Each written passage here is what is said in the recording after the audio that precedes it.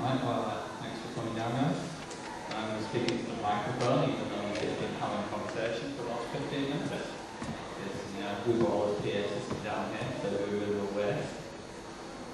Today is about asking atheists, waiting for any questions at us. So it's, well, I say stick your hand up. With the turnout, we're probably not going to need that. Does anyone want to ask the first question? I'd like to ask a question. It would be great if you had a different name, like Atheist Society. I've always had a problem with the sort of definition of a society like that, where you're defining yourself by excluding, one object. You're atheist. But what would you not think of? You mentioned humanism yesterday. That to me is more of a statement of what you are, as opposed to what you're not. I mean, atheism is a statement of what you're not. Atheist. By definition, it would be nice to have,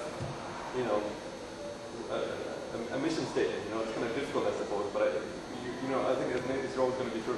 Have the yoke of being against something, against religion. You're there to be contrarian or something, or there's always that perception there. That in fact, you're up against something. You're existing because something else exists that you want to get rid of. But would you ever think of changing the name or changing the It's actually quite a contentious issue in the society. Quite a few members would like it to be called the human society, or the free thinking society, or secular society. It was quite a debate when we were founded as well, and the decision we came to was that atheist was the most kind of umbrella term, so that we could kind of include secular, rationalist, humanist, and try to get everyone under one banner.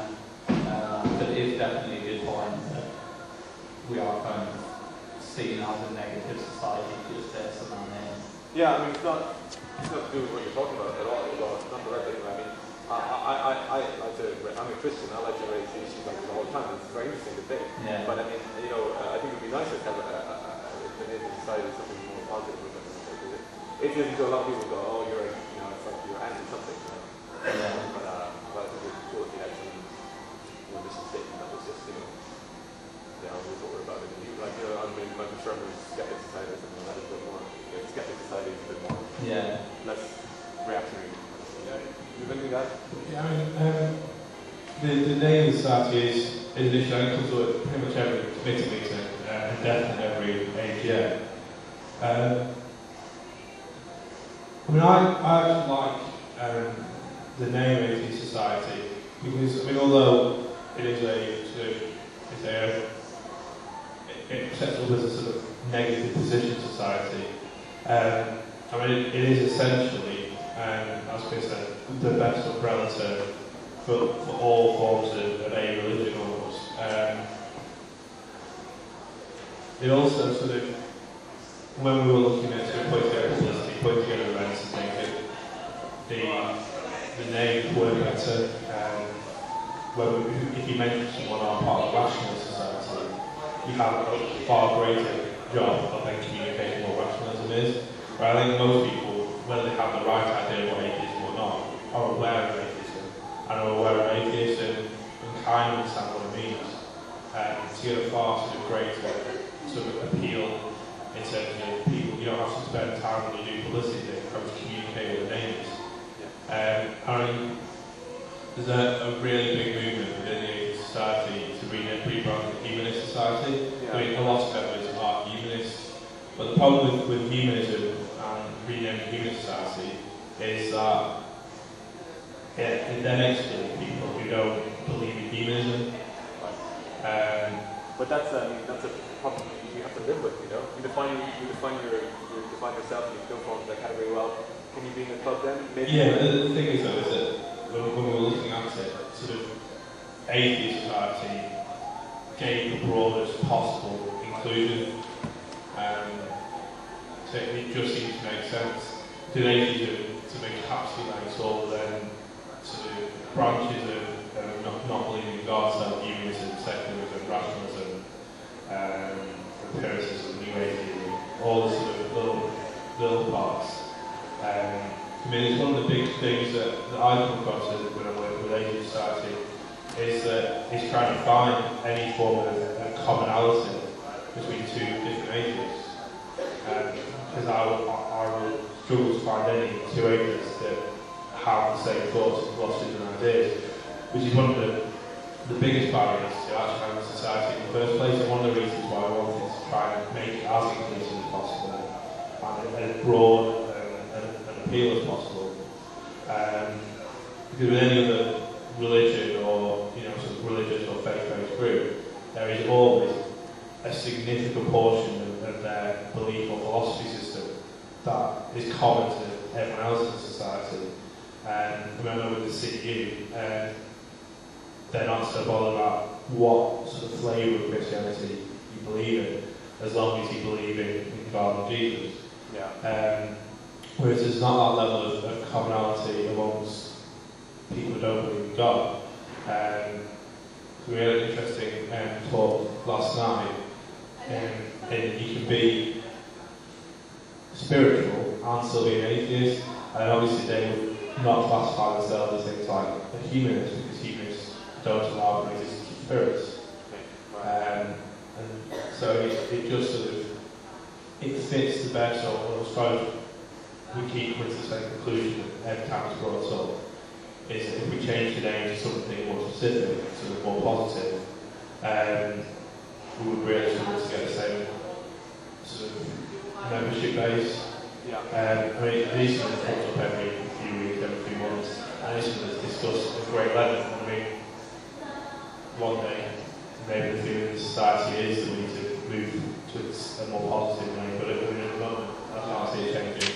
I think it's quite nice as well that you don't go for the rational society, because that might offend other people think they are.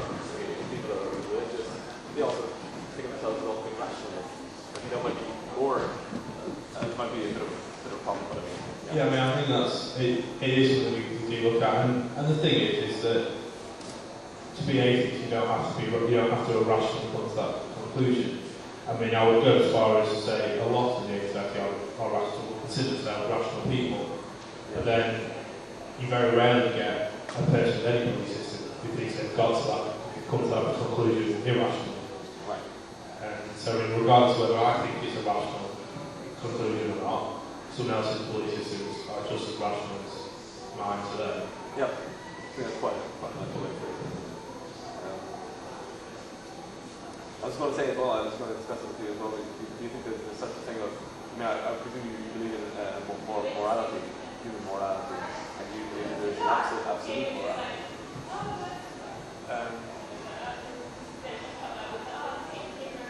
No, is my answer. There is no absolute morality. My sort of personal thoughts on morality and where that's sort of derived from is mainly sort of from an evolutionary standpoint, is that it makes more sense in the majority of cases to get on with people than it does to not get on with people, and that is sort of bred a sort of social contract that is based on sort of what's best for the survival in any group. I mean, it's probably one of the reasons why there is such a, it explains it in my mind, why there's such a breakdown in say morality and a social groups in sort of one day, so there's no longer an evolutionary need to have teams, to have units, to have a society in order to further survival. I presume you're alluding to the self-esteem, the survival of the replicator. I mean, in evolutionary terms, though, I guess the replicator demands the survival of the individual and not the group. Yeah, but I mean, the way that I see it is that, yes, ultimately, humans are geared to look after themselves and make sure it's them, the replicator that survives. But I mean, in a sort of wilderness setting, I mean, back into developmental phase, just going back a couple of hundred years, man was not top of the food chain. Like, a man on his own would not win in a fight against a lion or even a wolf or even a wild dog. So it was in man's best survival interest for his own survival to operate in the unit. So, because 10 men will survive against almost any predator. And so to ensure that those 10 people would work together, they had to form some sort of social contract, which meant they did have to compromise on their own survival in terms of ensuring that the group's survival, which would then ensure their own survival. But that when you tease that, then you always get back to it as a selfish. Absolutely. I mean, I don't think that there's any sort of escape from that. I mean, yes, there is a selfie that every person, individual, is geared to look after their own interests first. And the reason that we have morality is to provide this basis for this social contract, for this, the best way of working in a group to ensure each individual survives. Right, I mean, we find that if you're familiar with evolution biology, because we work pretty well versed in that, we find that actually survival, it's really about stability of gene replication, stability in the population. And if you then have some altruistic, you can justify certain types of altruism within groups by selection, biological selection rules, like delayed reciprocal altruism, species of birds, agreeing to protect the gnats off each other, for example, but they do so only because they think they will get something back from it. But where then is there absolutely selfless deeds? Is there any room in your framework, in your philosophy for absolutely selfless acts? No. At all? No. Okay.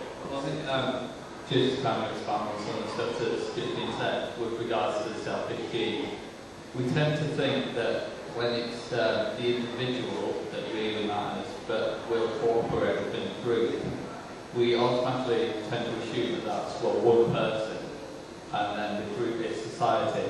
But that's not necessarily the case. The individual is, in terms of selfish genes, literally the gene, and the group is the group of genes making the individual. So yes, the gene itself is selfish, but that doesn't mean that the individual has to necessarily be completely selfish.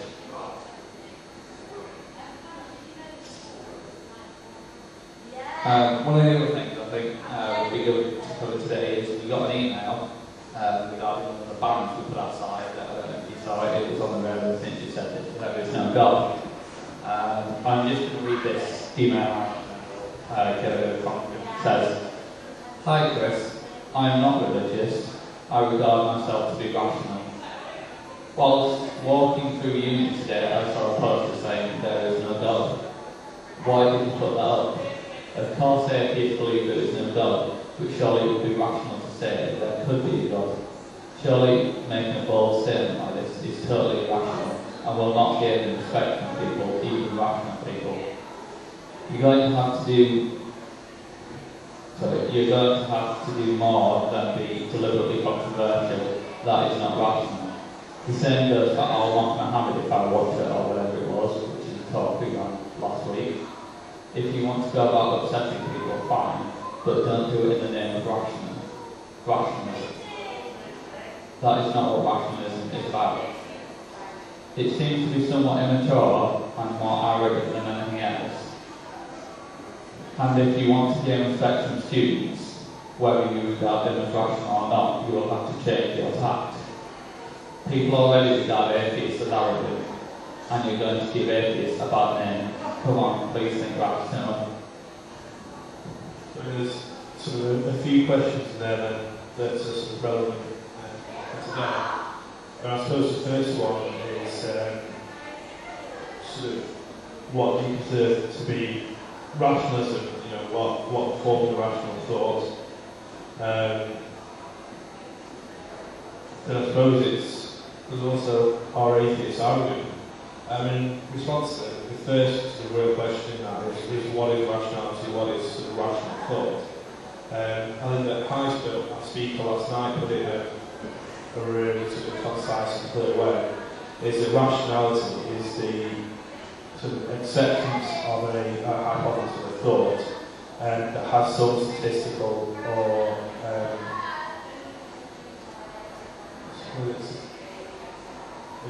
some statistical evidence or some sort of other evidence.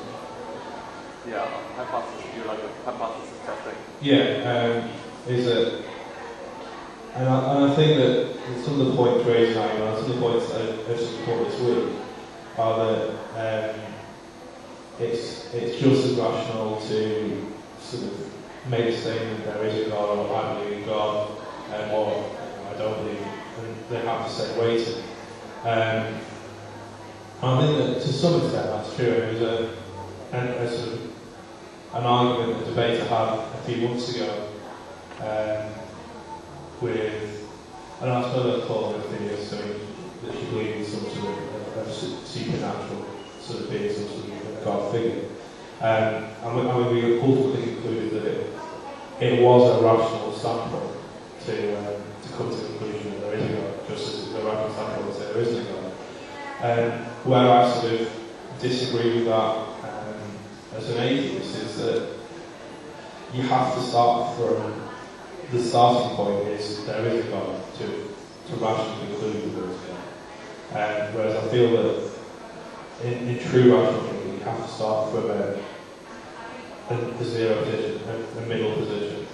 And if you give both equal chance of being true, you don't have to choose one which has the most statistical and sort of other evidence that goes with it. And I think that it's less rational to come to the conclusion that there is a God from that standpoint, obviously. I'm not sure if I completely agree with that. I mean, because in the sense that you're going to a domain where there's just simply a complete lack of evidence, really. There is only sense. I mean, you can only look at nature and then think to yourself. I mean, it's not such a direct hypothesis testing where there's loads of data. I mean, hypothesis testing is going to be a lot of statistics to bring to bear on your hypothesis, then calculate from there. But the problem is we're looking into something that's really the unknown. So you know, there's a way of establishing what might be true based on how it's sense is. Yeah, I'm a full supporter in that the absence of evidence is not evidence of absence. Right. Just because there's no proof of God exists doesn't mean God doesn't exist. Yeah, but you can still try to use rationale and think about how God might exist. For example, you've got your Darwinian standpoint, so those are good arguments. Yeah, I mean, which is part of the reason that I do allow that a religious standpoint is not necessarily irrational.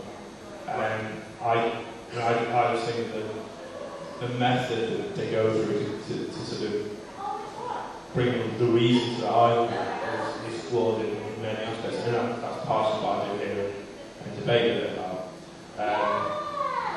But then I suppose the difference I tend to find between sort of rational atheists and rational theists and rational believers is that while I allow the possibility that I'm wrong, and although I can't find enough evidence to support the claim that there's a God, that doesn't disprove the fact there's a God. Oh, yeah. Whereas I find that a lot of people I talk to, a lot of people that I come across who are consider themselves rational and are theists, tend not to have the same viewpoint from the other direction, although they believe that there's enough evidence in their minds that they feel that there is a God, and they come to that conclusion rationally. They don't seem to allow the possibility that their evidence is less strong or not as strong as is the case. I mean, there can be preaching from both sides, right? I mean, you do find examples of people who, condescending atheists, but you also do find people who are so strong. Absolutely. Yeah. And I think that's wrong. I think that's not good. I think both sides should be completely open. I think Dawkins' book didn't do himself any favors there because he was so preachy and he was so condescending. He's quite a snide guy. And the same with Christopher Hitchens as well. I mean, if you know Christopher Hitchens, he's really contrarian and he's a very good debater, but he's got this snide attitude, and that's not good. And I think if both sides agree, learn a lot from each other too. Yeah, and having I've read quite a bit of Dawkins myself, and I have sort of seen some debates between when Richard Dawkins debated with Alistair Graham, who wrote a response to Dawkins' God's is that I'm not a fan of Richard Dawkins in any way, shape or form. Okay. I really dislike the way he goes about preaching about atheism. Yeah. There are members of the data who disagree with me on that, and that is basically the premise of this nice talk, which is whether Richard Dawkins is a good or bad thing for atheists. Yeah. I'm arguing that it's not a good thing for atheists. So the problem is that as much as I dislike the way that Dawkins goes about talking about atheism and portraying atheists in general, and I think he actually gives a lot of atheists a really bad name. And as this email sort of suggests, he has this arrogant air that seems to be the common conception of atheists, that they are arrogant in their non-belief. And I think that's a little bit strange, and I come across it myself in atheists, is that they are so arrogant about their own non-belief. I find it really difficult to be arrogant about something you don't believe in, and that's something I really struggle to come to terms with.